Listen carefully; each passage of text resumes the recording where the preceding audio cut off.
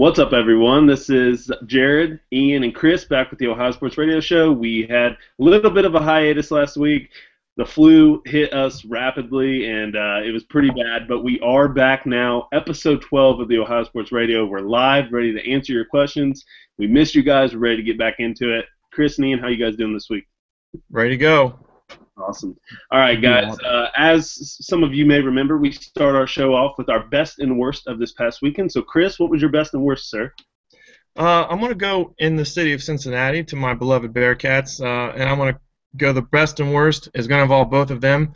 Not a good weekend in Cincinnati overall. The pro teams, the college teams, it was terrible. And we have tons of worst. So I had to dig a little bit to find a good announcement here. And I did see that the UC Bearcats are finally renovating Fifth Third Arena that was built in 1989. It's been around for a very long time. They're investing $87 million. It's a complete remodel and regutting. They're going to change the seats. I've been in there plenty of times. The sightlines are terrible. It's very outdated. I think it's a great move. The basketball program deserves it. They're a top 15 program all time. They deserve a top 15 arena. The worst has to be, still with my Bearcats here, their first half performance in the Crosstown Shootout. I know it was a crazy environment. We're talking about, a top 10 team now in Xavier, but they came out flat. They came out lazy. Their shots were not hitting, and they just kept on insisting on jacking up jump shots instead of getting the ball down low into the post where they make their bread and butter. Try and get yourself to the line. They kept trying to score 8 to 10 points at once. You don't win basketball games that way. They got it together in the second half. They won the second half. That doesn't matter. So there's my worst and also my best. Ian? My best of the weekend, I'm going up to the land by the lake. My Cleveland Browns this weekend. Huge win. Complete ball game they played over San Francisco. Isaiah Crowell rushes for over 100 yards. That is our first 100-yard rusher since early last season with Terrence West. On the day, the Browns had 230 total yards rushing. Johnny played a pretty good game at quarterback. Defense with 9 sacks, just an all-out great performance on both ends of the ball. My worst of this week happened yesterday. Pete Rose's ban upheld by Commissioner Rob Manfred in the MLB. I think he's paid his due. Let him in. Yeah, terrible. My best of the weekend was I actually am on the side of I like the chippiness between the Bengals and Steelers. For those of you who don't know, didn't see the game, there was a scuffle middle of the field before the game. I like it. I think the NFL's kind of watered down. I think you need these rivalries. Nothing too crazy, but I like it. I think it's the NFL needs that. They need pretty bad rivalries in the sport, and I thought it was cool. My second best of the weekend was my good friend Brittany Wolfenbarger. She has a clothing company that it's called Cloth Apparel. She hooked me up with this Bengal shirt, so thank you, Brittany. It's awesome, love it. Hopefully we get some Browns ones for Mr. Ian and the rest of our Browns listeners. But thank you, it's awesome. You guys should check out our Facebook page. It's called Cloth Apparel. Awesome stuff in its infancy, but she does great work. So thank you, Brittany. I do appreciate it. It's an awesome shirt. My worst of the weekend was, obviously, as a Bengals fan, Andy Dalton's thumb fracture. Absolutely terrible. Having one of the best seasons of his career, the Bengals having one of the best seasons of their franchise history, and for something like that to happen so late in the season when you're battling it out for possibly a first-round bye or more in the playoffs just sucks. We did get a little bit of good news. He won't need surgery, so that's good. Bengals are optimistic that he may be able to return for week 17, but yeah, just absolutely brutal to see him go down, and sucks, but I do believe in this team, and we'll get to that here in a little bit, but yeah, that's our best and worst of the weekend. Thank you, guys. I appreciate it. Let's talk a little Reds baseball. Season's over. Winter meetings are over, but the hot stove is starting to pick up. There is a lot of stuff that has happened over the past few weeks. Obviously, the big news in Reds land right now is Pete Rose was denied reinstatement by MLB Commissioner Rob Manfred. Again, Pete doesn't seem like he's ever going to get in the Hall now. He's in his 70s, so it's not looking good. What's your guys' take on this? I know as Reds fans, we always like to argue for Pete, but Chris, E, what do you guys think of this Pete getting denied again? I think for me it's a battle of head versus heart. I love Pete. All the Reds fans love Pete Rose. Pete Rose is Cincinnati baseball. He's a hometown guy. He plays hard. The fans loved him when he was here. I regret that I'm not old enough to watch him play. It would have been an amazing era to see. At the same time, I think he had plenty of time to come clean and do what he needed to do. Now, I think the meeting with Manfred, I don't think this was a fair shake that he got. He came out and said that he was blindsided by the question about gambling. I don't know how you can be blindsided about that question. You had to know that's coming. So he panicked a little bit. He said, "No, I haven't been betting at all." Then he backtracked and said, "Yes, I have gambled, but legally." And he's all of a sudden back in the same situation he was back in 1988. I feel bad for the guy. Love Pete Rose. He's the best hitter of all time. I think he gets into the Hall of Fame, but unfortunately, I think it'll be post-mortem. Ian? I agree with Chris. I think if Pete Rose is going to get in the Hall of Fame, it's going to come after he has passed away. And, while that'll be nice for Reds fans to be able to rejoice that he finally makes it in there, he's not around to enjoy it or savor it. Manfred commented in the, in his denial, he said, "In fact, in my view, the considerations that should drive a decision on whether an individual should be allowed to work in baseball are not the same as those that should drive a decision on Hall of Fame eligibility." Right there, Manfred's basically saying, I'm not trying to put words in his mouth, but to me that sounds like, okay, I see what he did as a player, and by all accounts, by what he did on the field, he should be in the Hall of Fame. He's saying that, he's basically saying that he's not the one to change it, but he's the commissioner of baseball. He's the boss. Right there, I mean, that pretty much tells me that he's a puppet. He's afraid to do anything. He's afraid to change it. You got guys in the Hall of Fame, greats, like Babe Ruth, who was a drunk, beat his wife. Okay. I don't know if you guys have heard anything about domestic violence in sports nowadays, but that's pretty rampant. You got guys like Ty Cobb, who's a racist bigot. Pete Rose, shattered his record. Ty Cobb once called Jackie Robinson after he broke the color barrier the N-word.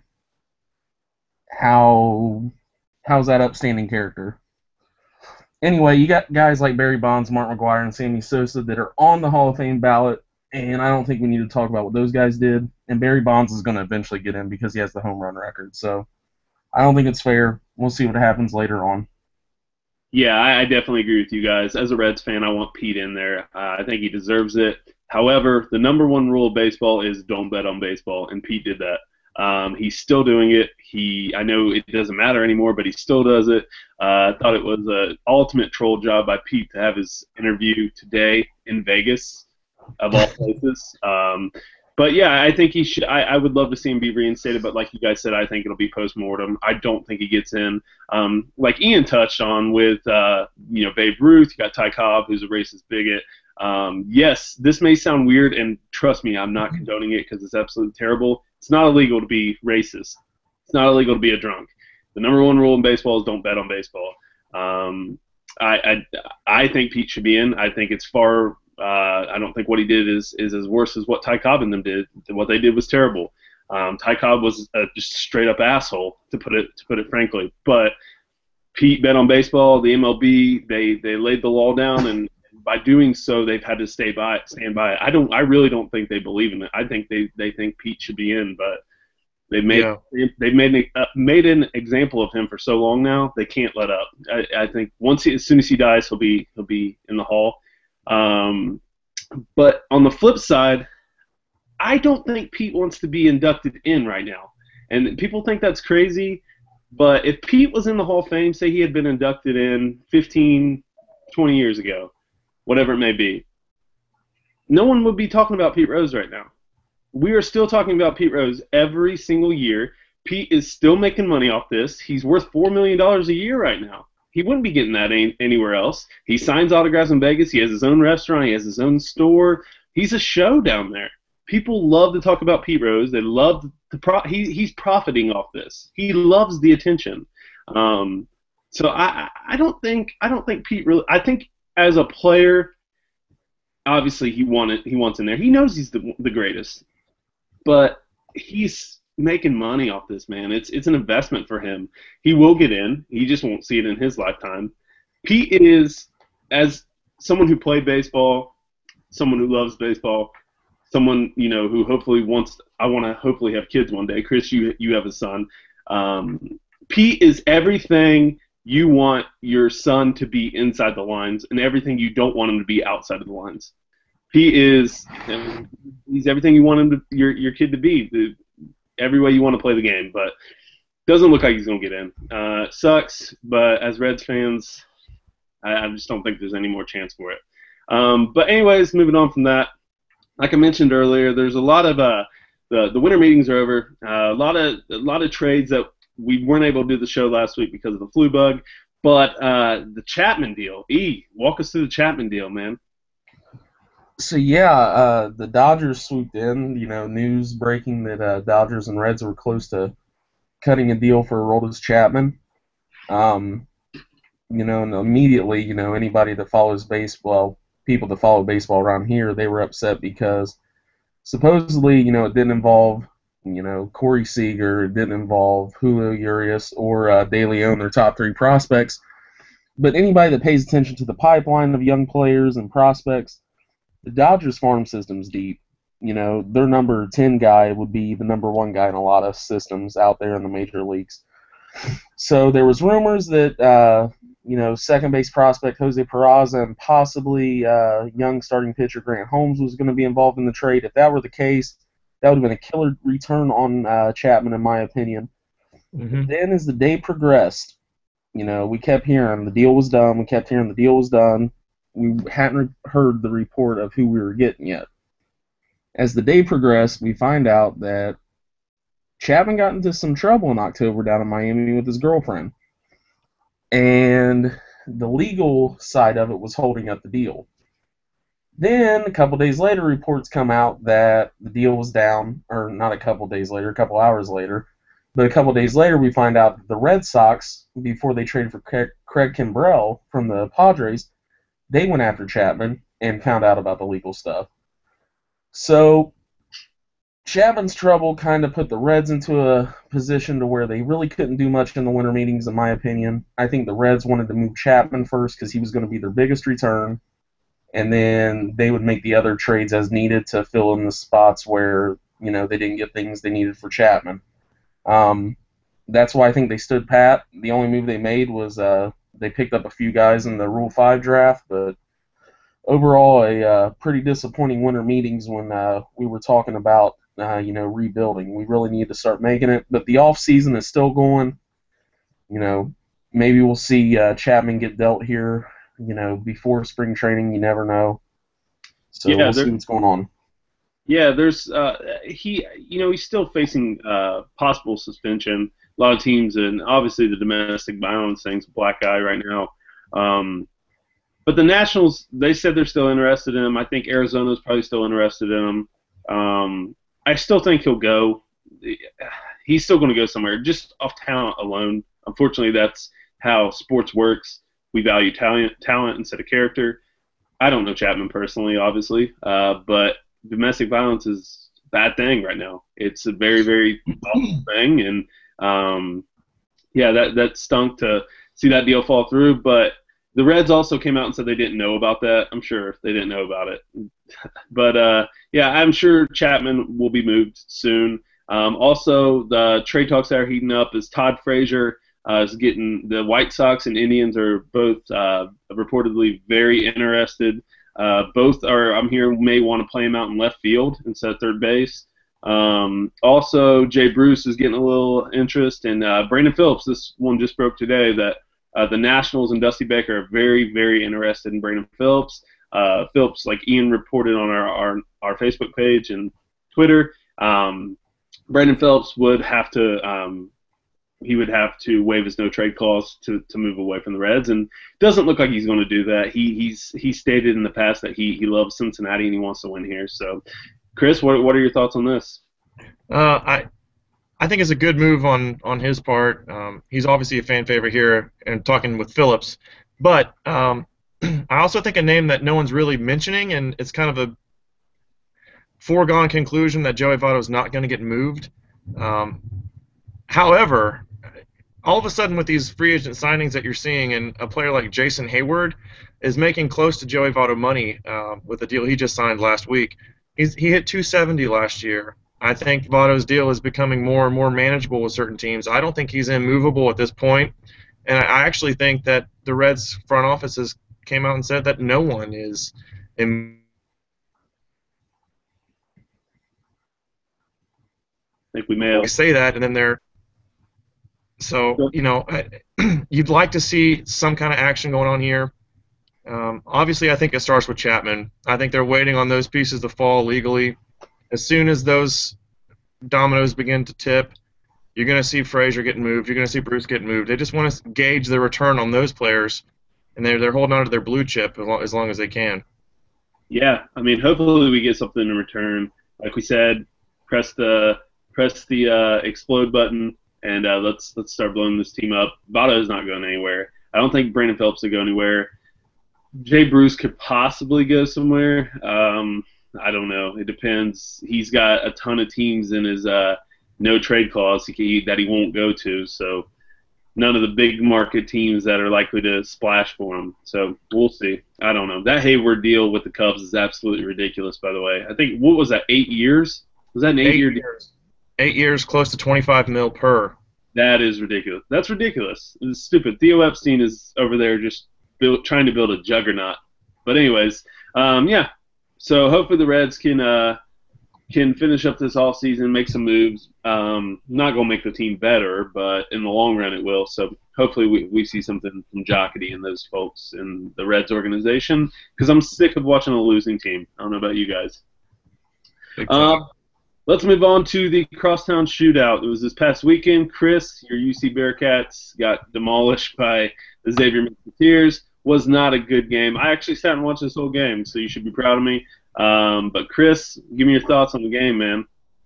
I thought it was I thought it was over from the beginning, to be honest with you. I knew that it would be a tough call, a tough game. I actually had Xavier winning. I said a few weeks ago on the show that I think Xavier's the best team in the state. I don't think UC wins that game. However, anything can happen to basketball, and especially in this series. But when you get down that quick in that building to those players, they have 3 or 4 players who can shoot the ball from anywhere on the court. They had no answer for Xavier's big man, and UC, for whatever reason, refused to go down low and feed the post to Octavius Ellis and Gary Clark. They got down in a hole early, 5-0. All of a sudden it's 8-0, 8-1, and now let's just jack threes until halftime. Did not work. Very, very, very poor execution on their part. The half-court offense wasn't working. They looked slow on defense. Just a big-time disappointment. However, from a positive standpoint, they did show some heart and fight at halftime.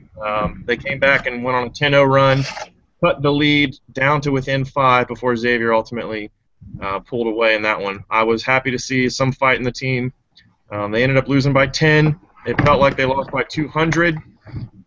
But they kept their top 25 ranking and actually went up in the polls somehow after losing. I'm not sure the committee was overly impressed with all their airball threes, but they went up in the polls. So not obviously a terrible week, but I'd like to see them a little better effort with that first big test they had. Yeah, from an outsider, I'm not a UC fan, I'm not a Xavier fan, but from an outsider's perspective, like I told you, man, it felt to me, it never felt close. I know UC cut it to 5, never felt close, but I kept thinking UC was going to make a run. Like you said, they did not get the ball down low. I kept saying that the whole game. They had no answer for Xavier's big guy. I don't know his name, but he absolutely dominated you guys in the paint. And Xavier pounded the ball down low the whole game. Miles Davis, I do know him for Xavier. He went off. I think he had 17 points. He had a great game. UC was absolutely abysmal from the 3. They were awful. It was terrible from the 3. It was bad shots, man. It was absolutely terrible. But yeah, I don't know. That's a tough place to go into. We said that. We all 3 said that. It's a tough place to go into. UC's got a good team. Cronin was fired up, and I loved it. He got that tee early on, which was great. I love to see coaches get technicals. I think it's fantastic. But yeah, Xavier's got a good team. They're really good. UC's good. They just a little bit more. Shootout. Ian, you all right? Yeah, I'm good. We do have the question about the Crosstown Shootout. Jake Parrish wants to know, after watching the Crosstown Shootout, which team did we learn the most about? Was it UC and their woes on both ends of the floor, including looking unfocused and uninspired for the vast majority of the game, or was it Xavier and their seemingly dominant start to the season? Chris, what are your thoughts on this? For me, absolutely it was Xavier. That's the team I learned more about. As bad of a blowout that it seemed on paper, it was their closest game of the year. I'm talking about Xavier. They've been blowing people out all year, and this was the first real test they had against a ranked team, and they passed it. They passed it with flying colors. They don't have a weakness, according to what I'm seeing. They have a great coach. They have a great home court advantage. Trayvon Blewett's their leading scorer, and when he goes out, you think that the team's in trouble. He scored 3 points in the shootout. They end up winning by 10. They have a great supporting cast. I know UC inside out. I know how they play in big games. I know that no matter how far down they are in a game, they're always going to make a run to because of the tight defense they play, to give them a chance to win it at the end. It didn't work out this one. I'm not totally disheartened. I think they're going to be fine. We're talking about 2 top 25 teams that are going to stay there the entire year. They're going to make the tournament. And it was an overall, just showcase of talent. But for me, Xavier's talent stood out big time. I agree. I think Xavier was just a far superior team at this point of the season. I think UC, I think Cronin's a better coach. I think they do have good players. They have great length. They did not execute. Xavier just took them out of their game. It happens to good teams. Xavier had a good game plan against UC. I think UC will be fine come tournament time, though. But thank you, Jake. That's a great question, sir. Let's move on to Ian, your team up north. Like you mentioned earlier, is your best of the week. Your Browns on the winning track beat the San Francisco 49ers, who made their claim for the worst team in the NFL. What's your thoughts on this game, man? Johnny's back. It looks like Money Manziel is back, baby. Money Manziel is back. He served his 2-game suspension after his infamous bye week incident. He was done popping bottles in the club, and he decided he wanted to be an NFL quarterback this week. And anytime he wants to decide to do that, I'll be more than happy to take him out there on the gridiron. Went out there, performed well, 21 of 31 passing, I believe around 270 yards. He did throw a pick, and boy, he made that Surface Pro tablet on the sideline pay for it. I love that. That was electric. That was Vince McMahon, WWF style action on the sideline. Electric, Johnny. I loved it. But you know what? I like seeing that. You should be upset about your mistakes. You should be wanting to get better, and that proved to me that Johnny's taking this seriously, at least on the field. And as for the game itself, like I mentioned, that's our first 100-yard rusher since early last season. It seemed like it's been a decade since we've had a 100-yard rusher, but Isaiah Crowell found a lot of holes. I can't say enough good things about our offensive line. I don't know if I want to say our offensive line played well or San Francisco's defensive line is atrocious, but I think it's a little bit of both. Definitely a little bit of both. I mean, we've sat here and we've dogged that offensive line for 3 weeks now, 4 weeks. So they did look. Anytime you get a 100-yard rusher, your line's doing something right. Exactly, and Crowell, he finished off with, I believe, 140, and then rookie Duke Johnson, he ended up getting 70 yards on the ground as well. Gary Barnage, another touchdown. He is a absolute beast. He's an unsung hero for this team. I don't think anybody thought he was going to do what he has done this season. He is now 1 touchdown behind Ozzie Newsome for the franchise record for touchdown receptions by a tight end. So hopefully we see him break that record, and he's actually getting ready to sign an extension, or I believe he might have signed earlier this week. But no, yeah, he's signed. He's locked in. So that's good news for you guys because he's an absolute beast, man. He's done well. He's done very well. Brian Hartline, another good week. He's quietly became pretty reliable receiver the last few weeks.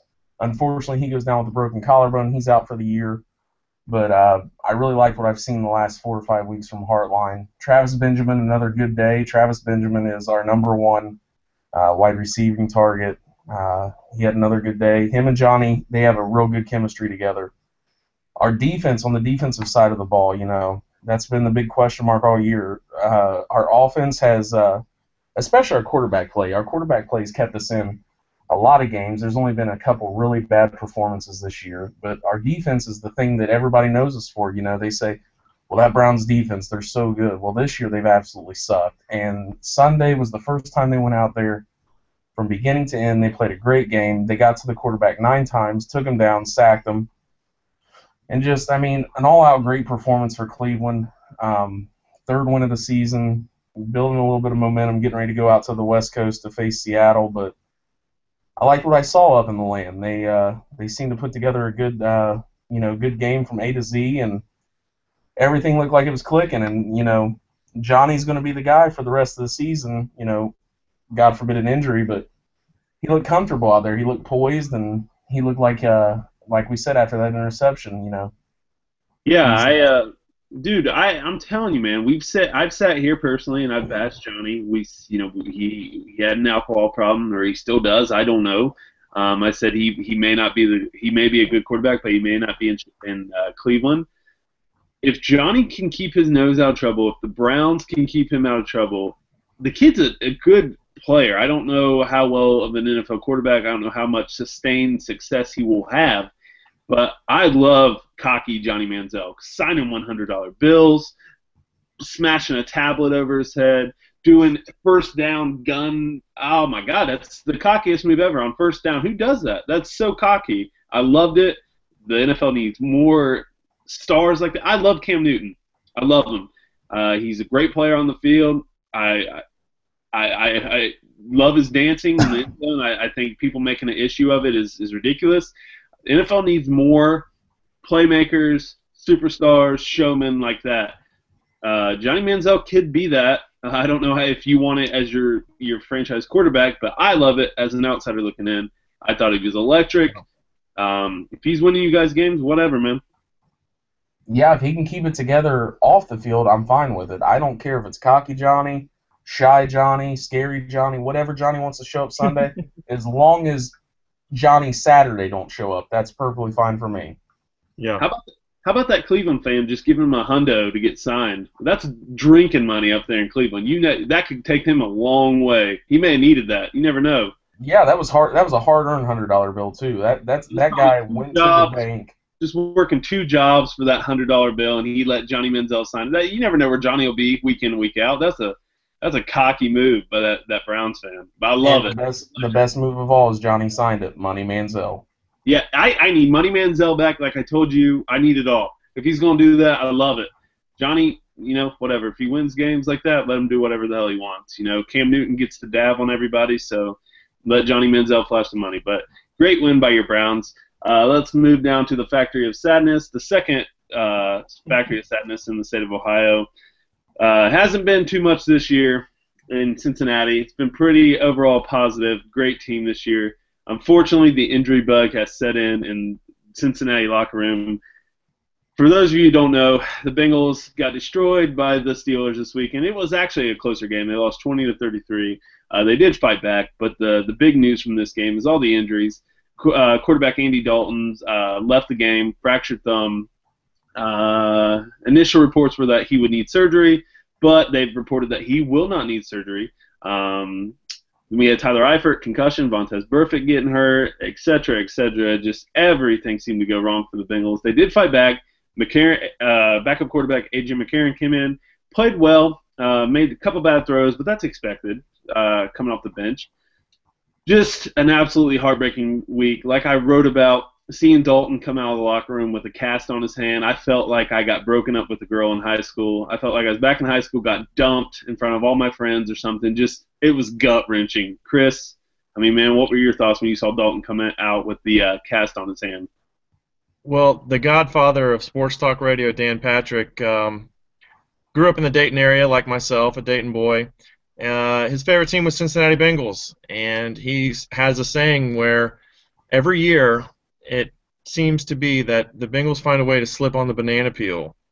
And I'm telling you, when I saw that shot, first of all, the interception was bad enough. Okay, it's one game. It's an interception. That sucks. The lineman made a good read. Was not a bad throw. Bad play call. Real bad. They should have ran the ball. Gio, I'll get into that. I'll let you continue. Go ahead. I agree. You got to run the ball inside the 5. nevertheless, that's bad enough. I see Dalton coming out in a cast. He must have hurt himself on the tackle, the announcers say. I had a complete flashback to 2005. I got the same exact feeling seeing Carson Palmer being carted off onto the field after they didn't know what happened with him. If you remember that game, they went to a commercial break right after the play because Chris Henry was down. He caught a 77-yard bomb, first catch. They're looking great. Chris Henry goes down. No one even knew about Carson until they came back from the commercial break, and he's being carted off onto a stretcher.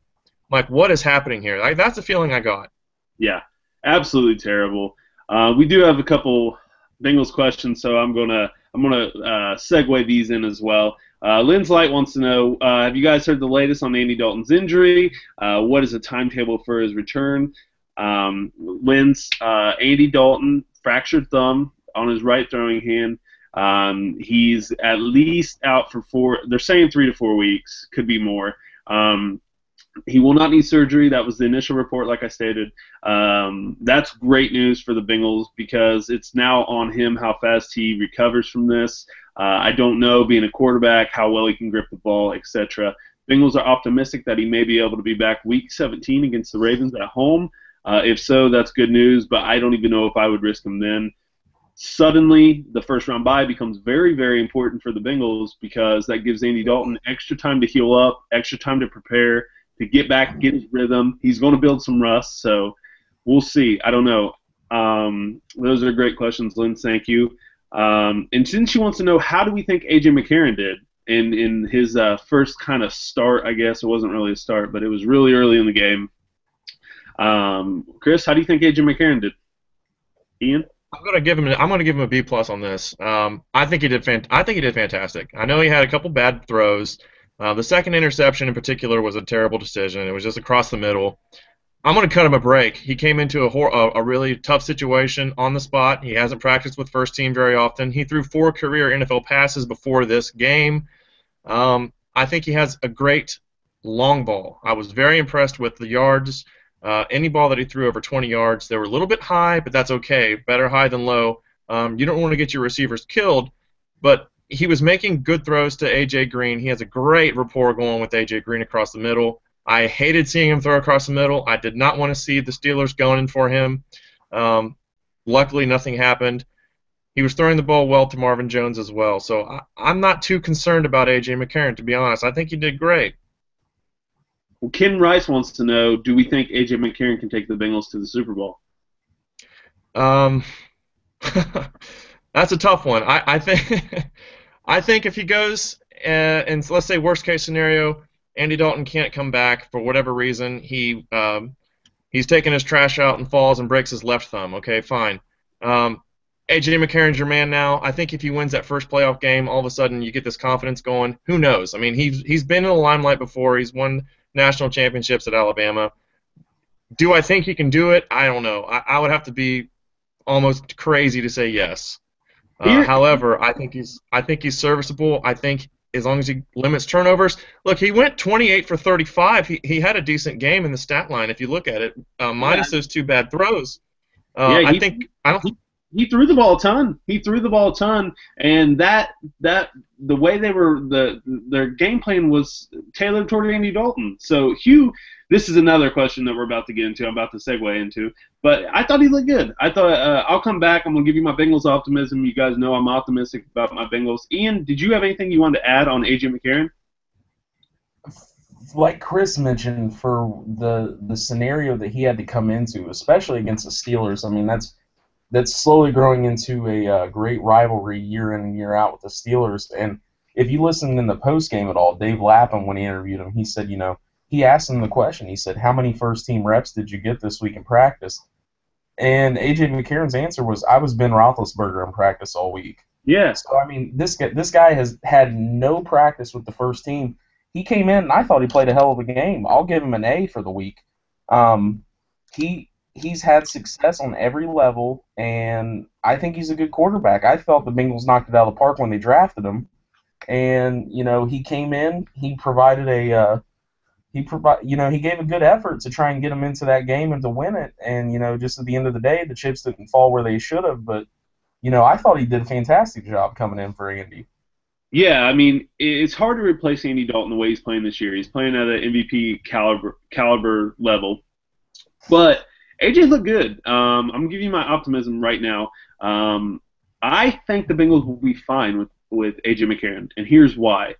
They have a favorable schedule coming up. They play the 49ers, who, like I said, are arguably the worst team in the NFL. If he can get a win there on the West Coast, that's a great win after a week of preparation, and then another week for the big game, the game that's going to matter is going to change the landscape of the AFC playoff picture, Monday Night Football against the Denver Broncos. But the good thing about that is McCarron has arguably the best line in the NFL. He's got two great running backs. He's got a fantastic defense that is absolutely going to keep them in games all the time. And he's got a great supporting cast of receivers, tight end Tyler Eifert. Jeremy Green, to segue real quick, wants to know, he says, I know Hugh was saying he won't be shy about letting AJ air it out, but do we believe the smart thing to do is let Hill and Gio run wild? I do believe that Hugh is going to dial it back a little bit, run the ball more, which he can do. He can afford to do because he's got a great line. He's got two great running backs. And they're probably going to have to do that against the Broncos. The Broncos have a great defense. But I think it'd be smart to let AJ throw the ball a little bit. He came off the bench, threw the ball 32 times off the bench. I mean, come on. Hugh obviously trusts him. He had some good throws. The pick six was terrible. You got to put some zip on that if you're going to throw it to the sideline like that. And that D-back read that all day. His deep ball, he threw that deep ball to Marvin Jones, which is terrible. You got to tuck it. You got to throw it away. Whatever. But I thought he looked good. I'll give him a B-. I thought he looked good.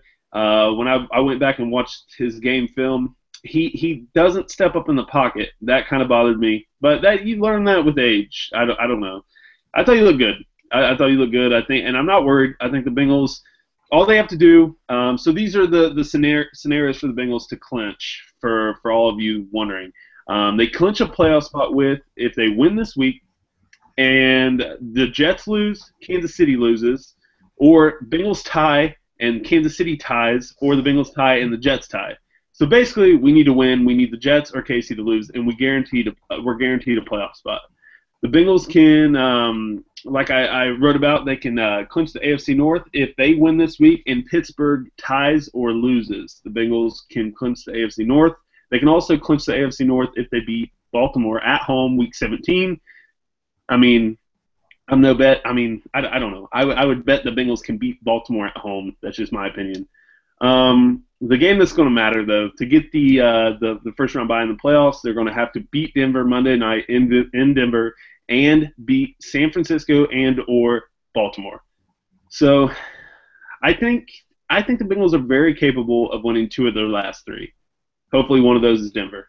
But, yeah, that's a little optimism for you guys. One last Bengals question. Ricky Barker wants to know, who would you guys rather keep this offseason? Reggie Nelson, who is an unrestricted free agent, or George Aloka, who is also an unrestricted free agent? Chris, what are your thoughts on this, man? That's a tough question. I love them both. But, however, I think they have a little bit of depth problem in the linebacking position right now. Just because of that, I know Reggie Nelson is, he has 8 interceptions this year. He's having a phenomenal year. I'm going to rather probably put my eggs in the Ialoka basket. I think they need some depth there with Maluka, questionable at best. So I would hate to see Reggie walk away. He's a great safety, but I would probably rather invest in a linebacker. I would say Aloka. Reggie Nelson's 33. Aloka's 26. So Reggie Nelson right now he's got about 3.5 to 4 million. He'll probably be in that range, maybe a little bit more. He's having his best season of his career. I think they could get Aloka for cheaper, and he's younger, and I think he's just as good of a player. So they definitely need that safety position locked up. I would go with Aloka. But Ricky, thank you, sir. Lynn, thank you for your question. Jeremy, Ken, thank you guys for your questions. Really appreciate it.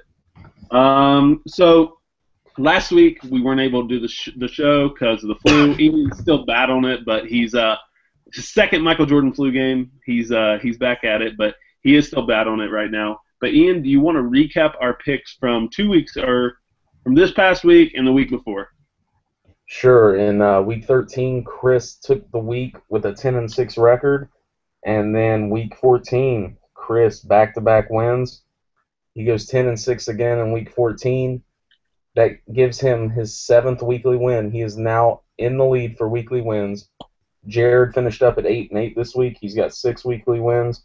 And I finished up at 8-8, and I've got 5 weekly wins. So the pressure's on for me. I'm going to be wearing a Bengals jersey if things stay the same. Yeah. So basically, Chris went from worst to first. I need Stone Cold Steve Austin glass shattering because that's incredible.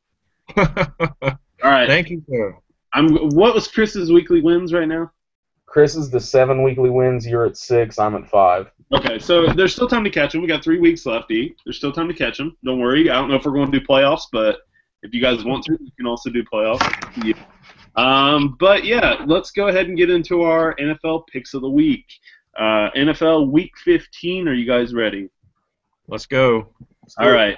First game on the card. We got the Tampa Bay Buccaneers on the road taking on the St. Louis Rams Thursday Night Football. Chris, who do you have in this one? Thursday night, I think Tampa Bay is having a good season recently. I think they're starting to put things together. I'm going to go with the Bucs on this one. I think Jameis Winston's a good weapon. I think that he gets it done in the Dome. Ian? I agree with Chris. I'm going with the Buccaneers on the road. That's a sweep. I'm taking the Buccaneers. I like Jameis Winston. Like I've said, he's a poor man's Cam Newton. Next game, we have the New York Jets on the road taking on the Dallas Cowboys in Jerry World. Saturday Night Football. A little different. A little Saturday Night Football. Chris, who do you have? Cowboys are a mess. To make it easy, I'm going to go Jets. However, being in Jerry World, anything can happen. I'm still going to go with New York. Ian? Yeah, I think New York's a way better football team at this point in the season, especially with Romo being out for the Cowboys.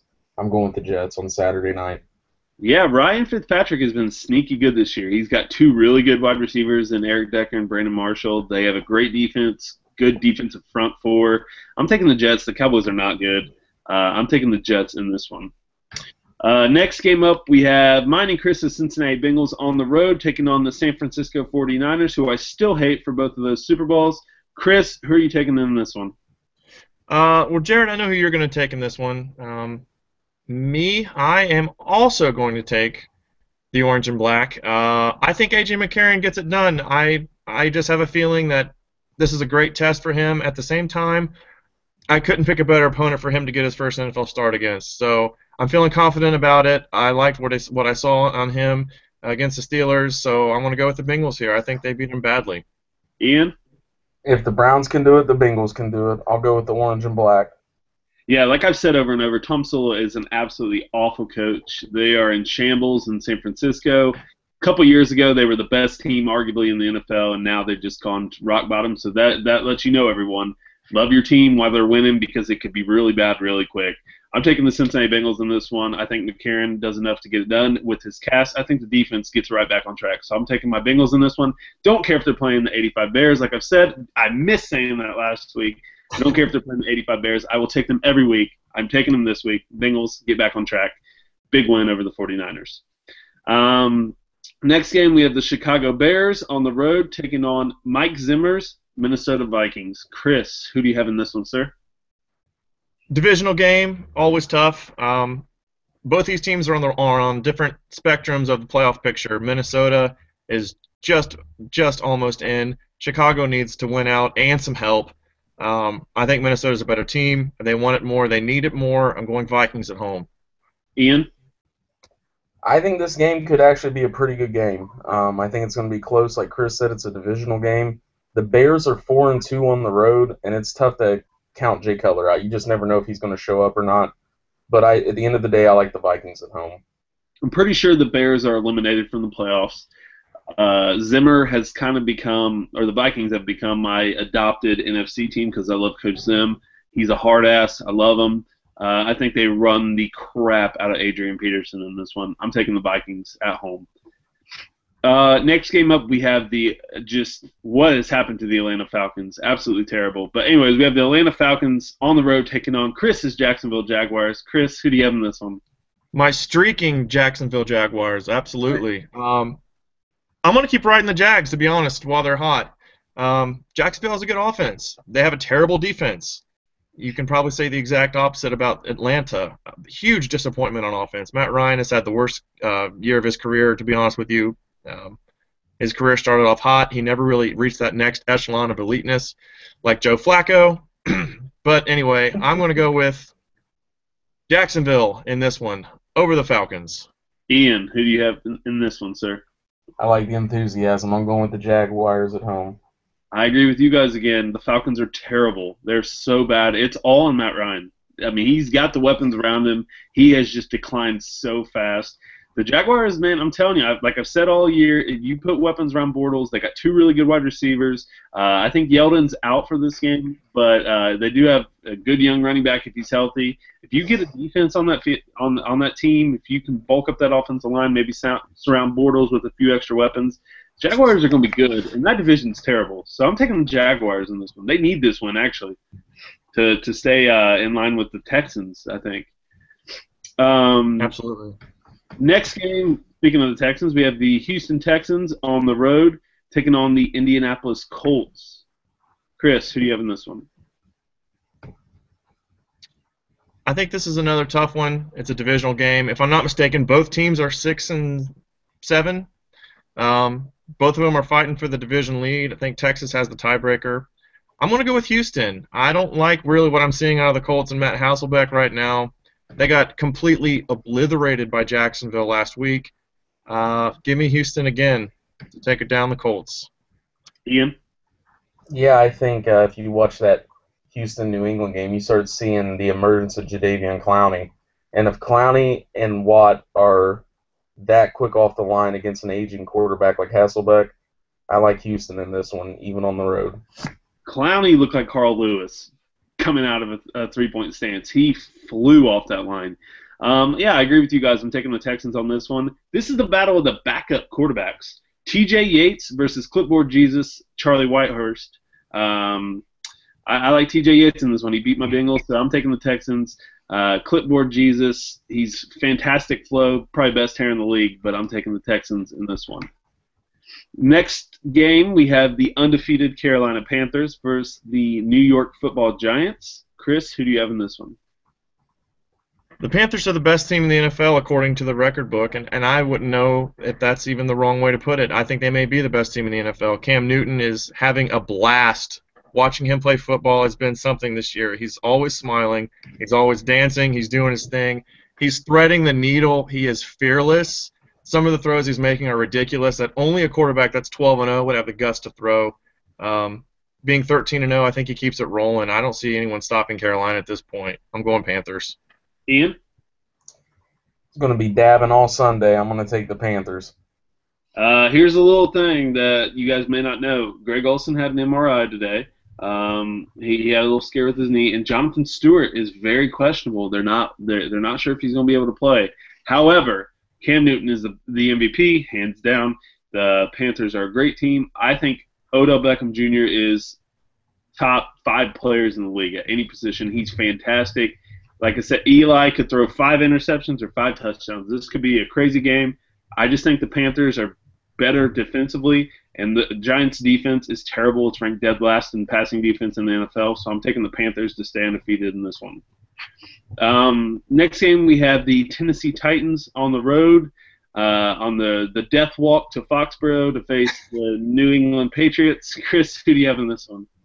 I haven't looked at any of the spreads or the lines. I would be very shocked if this wasn't one of the rare double-digit point spreads in the NFL. This just is a complete bloodbath waiting to happen. But, of course, watch it be a 13-10 game as the NFL usually goes. However, I'm going to go with New England here at home. How can you possibly pick the Tennessee Titans? Give me Tom Brady. Ian?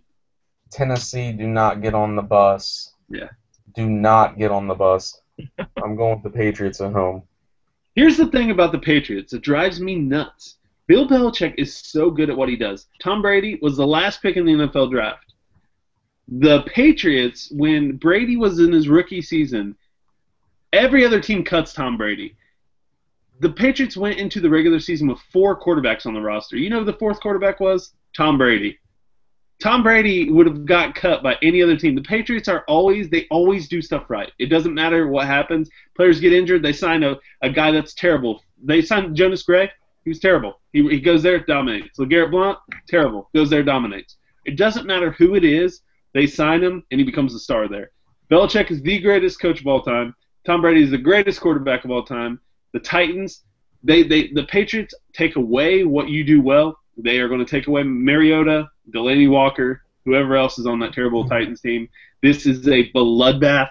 Foxborough, full of massholes, is going to be going crazy. I'm taking the Patriots in this one. Next game, we have the Buffalo Bills and Sexy Rexy on the road taking on Jay Gruden's hot Washington Redskins. I mean, they're winning. I don't know how. But, Chris, who do you have in this one? Well, Sexy Rexy's been good to me this year. I don't know how Buffalo keeps winning games that they do either. I think that Rex Ryan is completely over. I don't want to get another Rex Ryan rant going, but, man, he just somehow finds ways to keep jobs. I don't know how. Rob Ryan, did he ever get a job? He was spotted in Buffalo wearing all Bills gear. They said he was just visiting his brother. But like I said weeks ago when he got fired, he will be in Buffalo next season probably. I guarantee it. Okay. I had to make sure of that before I went ahead and made my pick because I don't want any part of Rob Ryan's defense. I'm going Bills. Ian? Redskins are a whole different team at home. They're 5-2 in D.C. I'm going with the Redskins, but Jared, I have a question for you right now. What's up? What do you think about the Ryan brothers?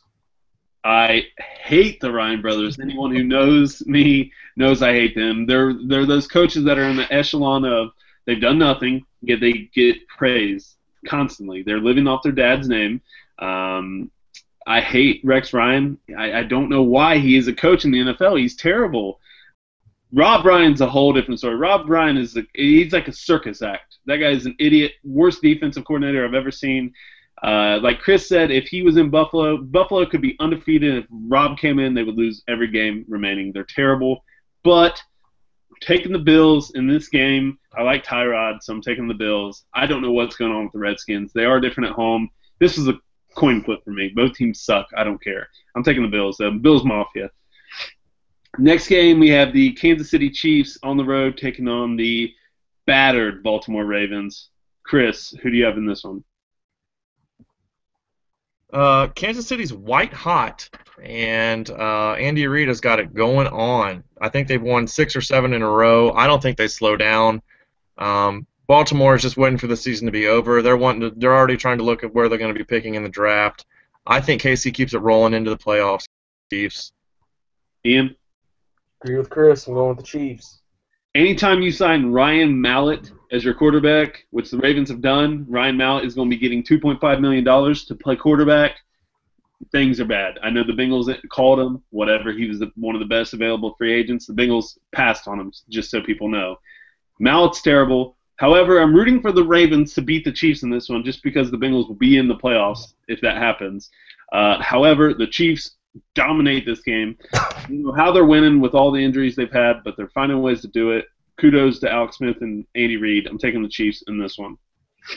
Next game, we have your Cleveland Browns on the road taking on the Seattle Seahawks and the 12th man. Johnny Manziel can say the 12th man because he built that house in Texas A&M. So who are you taking in this one, E? That's right. All right, so Seattle, just like Cleveland, has an awful offensive line. If there's a team that has been ridiculed more for their offensive line, it has been Seattle. Wilson has been sacked 39 times this year, which is absolutely crazy, especially due to how mobile he is. That line just provides him zero protection. He has to make all the plays himself. No Thomas Rawls. I'm pretty sure Lynch is still out, if I'm not mistaken. Yep, he's out. So, you know what? My Cleveland Browns are going to go in there. They're going to ride this hot streak. They're going to go into the 12. I'm saying it. I'm guaranteeing it. The Browns leave Seattle the victor. What happened last time you guaranteed the Browns win? We'll just sit and think about that for a minute. We lost.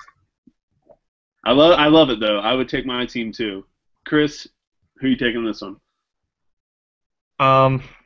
Ian, I know you love seeing the Brownies go in there and win. You love seeing Johnny Manziel do his thing. I do too, to be honest with you. It's an entertaining thing. He's got the Kool-Aid spilled all over his shirt on this one. I don't know. Seattle's still Seattle, and Cleveland is still Cleveland. I'm going to go ahead and go with the Seahawks. Yeah, I'm taking the Seahawks, but I'm rooting hardcore for the Browns. I hope Johnny Manziel goes into Seattle, stuffs the 12th man, Richard Sherman, Cam Chancellor, Russell Wilson, Pete Carroll, stuffs that whole team in a locker, and just money signs all day. I hope he smashes tablets. I hope he signs $100 bills. I hope he does everything and anything. I want Money Manziel in the building. I want him to dominate the Seahawks. It's not going to happen, but I'm taking. I want it to happen, Ian. I'm sorry it's not going to. I'm taking the Seahawks in this one. They're red hot right now. I'm going to give you guys one last chance. I would love to see Pete Carroll's face, however. I would love to see Pete Carroll and his reaction, trying to figure out why Johnny Manziel is running figure eights, Texas A&M style, and slicing him for 40 yards. Oh, it'd be great. E, what was you going to say? I'll give you guys one last chance to change your pick. I will not. Seahawks. Sorry. I really don't feel like wearing a Joe Thomas jersey, so I'm taking the Seahawks. All right. But I will sit here and pie on my face if they do win. I'm rooting for them, so I'll probably be texting you during that game, as you know. But the next game on the card, we have the Green Bay Packers on the road taking on the Oakland Raiders in the Black Hole. Chris, who do you have in this one? So preseason or week 1 or 2, if you looked at this game and thought that it would be a tough one to call, I don't think anyone would have agreed with you. But this is honestly a tough one to call. Oakland's better than people think they are, and Green Bay's not as good as people think they are. However, one of those teams has Aaron Rodgers, who just somehow finds his way to be in games to the very end. I think the division is just about Green Bay's as long as Minnesota doesn't go on a big roll. They're still battling it out, however. Oakland's battling it out. This is going to be a great game. This is going to be my game of the week. I think this one goes down to the wire. I really do. But I think Green Bay pulls it out at the end. I'm going with the Packers. Ian? I agree with what Chris said. I think this has the potential to be the game of the week, but I do like the Packers at the end of the day. I'm taking the Packers as well. Eddie Lacy, getting him going, that's key for the Packers. He looks like he's back. He's been week to week, though, all year. You never know if he's going to show up or not, but he looked good last week. Rodgers looked good, as always. That offensive line sucks, like I've said over and over, but he makes the best of it. Khalil Mack, though, for the Raiders, 5 sacks last week. He's a freak, man. Thank you, Khalil Mack, for beating the Broncos. We appreciate it, but I'm taking the Packers in this one. Anytime you have Aaron Rodgers, that's an advantage, so I'll take the Packers. Next game, this is my game of the week. The Denver Broncos on the road taking on the Pittsburgh Steelers. Chris, who do you have in this one? We have a rooting interest in this game just as much as the rooting interest in the Bengals game. The Bengals can clinch if they win and Pittsburgh loses. I cannot with any certainty say how much I really hate the Steelers. I hate their team. I hate their coach. I hate their mentality. I hate they call it chippiness. I call it thuggery. I hate their whole attitude, their mentality of let's just go in there and beat the shit out of somebody and see if they flag the other team. They antagonized Cincinnati the entire game. The Bengals antagonized the Steelers the entire game. I'm sick of it. I just want them to shut up and play football. I cannot believe I'm doing this, but I'm going to pick the Steelers to win. I don't want them to win, but I think they're going to win. With my eyes closed and my nose held, I'm going to write down Pittsburgh on this piece of paper, but I really don't want to. Ian? What's this thuggery you speak of? Because I saw an excellently officiated football game on Sunday. No, just kidding, guys. Just kidding. All right, so I think this is going to be a close one, but I think it comes down to who's the home team, and I think the Steelers keep it going and the Steelers win at home. Yeah, my honest assessment is nobody wants any part of the Steelers right now. If they can make the playoffs, which I hope they don't because they'll draw us in the playoffs. That's just how it works. That's how destiny works for the Bengals. Everybody, they're having their best year ever. Steelers have been shit all year, and then they turn it on at the end of the year. And the Steelers are one of the best teams in the NFL now. Nobody wants to play them. They'll draw the Bengals in the wild card round in Cincinnati. That's just how it happens. It's just how it happens, everybody. But nobody wants to play them, including the Denver Broncos. Brock Osweiler may have a good game. The Steelers' defense is not good. It's terrible. Their secondary is awful. Their front four is pretty good. But Roethlisberger is just he is playing so well right now. I'm taking the Steelers. I think they're the best. They're the hottest team in the league right now outside of the Seahawks. So I'll take the Steelers in this one. Next game, we have the Miami Dolphins on the road taking on the San Diego Chargers. Chris, who do you have in this one? The Chargers are bad, and the Dolphins really aren't much better. I know they have a better record. They are not very good on the road. They had a spark there towards the middle of the season, but they've kind of leveled off into this weird mediocrity zone. I think the Chargers surprised this week. This is kind of an upset for me, even though they're the home team. I think they get their coveted third win of the year and battle it out with the Browns for that number 1, number 2 pick. I'm going with the Chargers at home. I think Phillip Rivers has still got it going on at home. He's awful on the road, but at home they can put up points. Ian? I've been drinking the Kool-Aid all year, and I'm not going to stop now. Chargers have every bit of chance to win this game as the Dolphins do, and they're at home, and they're going up against an East Coast team. So, but at the end of the day, I still like Dan Campbell. I still like the Dolphins. Maybe they'll do me good for a week. I don't know. We'll see. I'm taking the Dolphins. I'm taking the Chargers at home. Phillip Rivers is better than Tannehill. Chargers are really, really banged up. I don't know. I'm taking them. They're at home. Chargers, I don't know. Next game we have. I love the confidence there. I don't know. That was a toss-up. This is another terrible game. I don't know. I have no clue. I'm just taking the Chargers because they're at home. I don't know. They got Phillip Rivers. I'm taking them. Reason. Hopefully they wear the powder blues. If they do, it's over. It's a lock. Over. Dolphins should stay. How'd the Dolphins lose in those throwbacks, by the way? I love those uniforms. They have the best logo in the NFL, the mid-'80s, mid-'90s Dolphin. It's the best. That should be their jerseys every week. So Miami, if you're listening to this, make those your jerseys. And Chargers, wear the powder blue because I picked you. But next game we're big in Miami. Yeah, we are big. We syndicate in Miami pretty well. So thank you to all of our YouTubers in Miami. But next game, Sunday Night Football. Your Arizona Cardinals, on the road taking on the Philadelphia Eagles. Who do you have in this one? This could be a trap game for Arizona. They got the Packers and Seahawks to finish the schedule after the Eagles. Eagles had a big win a couple weeks ago against the Patriots. In Foxborough. In Foxborough. So, I don't know. At the end of the day, I still like Carson Palmer. I'm going Bird Gang all the way. Cardinals to win on Sunday night. Chris? Yeah, I like the Cardinals. I'm rooting for the Cardinals. I like Carson Palmer a lot. I have no ill will towards him, like maybe 60-70% of Bengals fans do.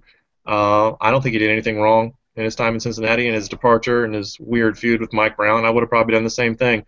I'm going to go with the Cardinals in this one. I hope they go all the way to the Super Bowl. I'm taking the Cardinals. Chip Kelly, I don't know about his team. Sam Bradford is not as good as Carson Palmer, and Carson finds a new receiver every week. It's someone new pops up, and we're like, who is that guy? Where's he been all year? And they have so many weapons. Larry Fitzgerald is one of my favorite players in the league.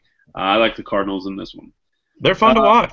They are, man. They are really fun. That game against the Bengals, even though we lost, it was a great game. Shootout, loved it. But yeah, I take the Cardinals in this one.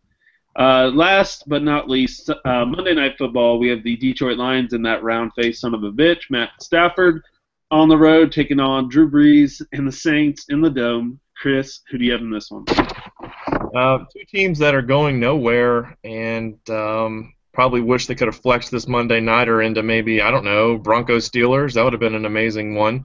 Yeah. Literally, maybe half the card could have gone into the slot instead. However, I'm going to go with the home team in this one. I think a lot of these games this game in particular is going to be a lot of points scored, two bad defenses, great receiving core on both sides. It's going to be high scoring, but I think the home team gets it done. I'm going to go Saints. Ian? I agree. I like the Saints at home this week.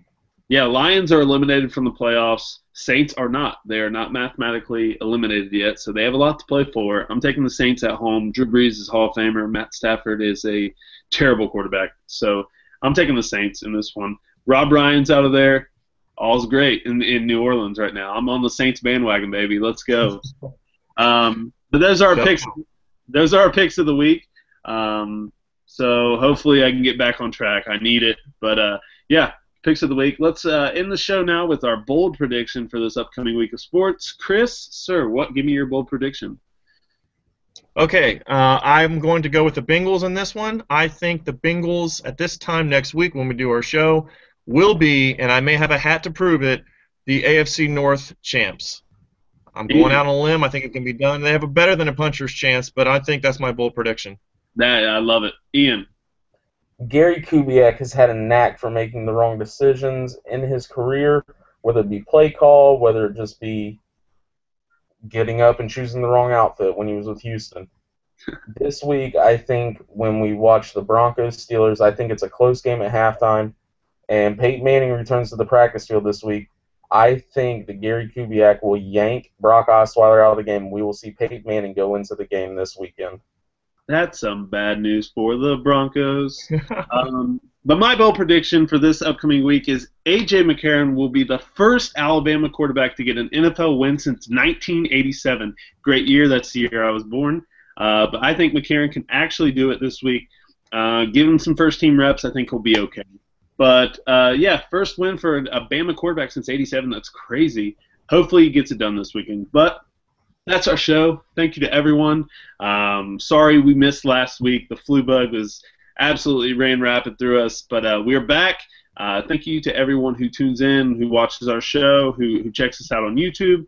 Follow us on Twitter at Ohio Sports Radio. Check out our website, ohsportsradio.com.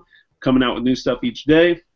Like our page on Facebook, Ohio Sports Radio on Facebook. We're posting stuff every day. We want your guys' interaction. Thank you to everyone who asked questions. You guys are awesome. Yeah, we got a lot of good things in the works right now. We are looking for new writers. We need a couple people to cover a couple teams in Ohio, UD, Miami, Oxford, Ohio University, things like that, Cleveland Indians. If you know anybody or if you are interested, please send an email. Contact me, Ian, Chris on Facebook. Send an email to ohiosportsradio@gmail.com. We're looking for new people. You could join us on the show. It'd be awesome. We're always looking for new people. But you guys got anything else to add? Well, the city of Cincinnati had about the worst week it could have possibly had. I say it gets better from here, baby. I'm going positive. Let's go Cincinnati. Ian? I just want to get over this flu, and next week I want to be able to look at you guys and say I guaranteed a win, and it happened. Yeah, you do. You sound better. He couldn't even talk earlier in the week, so it was pretty bad. But again, thank you to everyone who checks out our stuff. Like us on Facebook, Ohio Sports Radio. Follow us on Twitter at Ohio Sports Radio. Check out our website, ohsportsradio.com, constantly updating our stuff. We're doing a thing right now called Confessions of an Ohio Sports Fan. So we do have a few entries. It's awesome. It's kind of like an essay thing where you send in what your favorite sports team means to you. If you have a special memory tied to a family member or something, we want to hear it. We want to post it on our site. We have a couple awesome ones that we're going to be rolling this out soon. But send your emails or send your stories, your essays to ohiosportsradio@gmail.com. We're looking forward to reading those. You guys are the best. Thank you. Check out our YouTube page. Follow us on Facebook. Like our Facebook page. Follow us on Twitter at Ohio Sports Radio. Check out our website, ohsportsradio.com. You guys are the best. Thank you. Great show this week. Ian, Chris, good to be back. And Ian, who day? Ian, who day? We bark together even in Seattle. No way. Guys, have a good weekend. Thank you, everybody. We'll see you next week.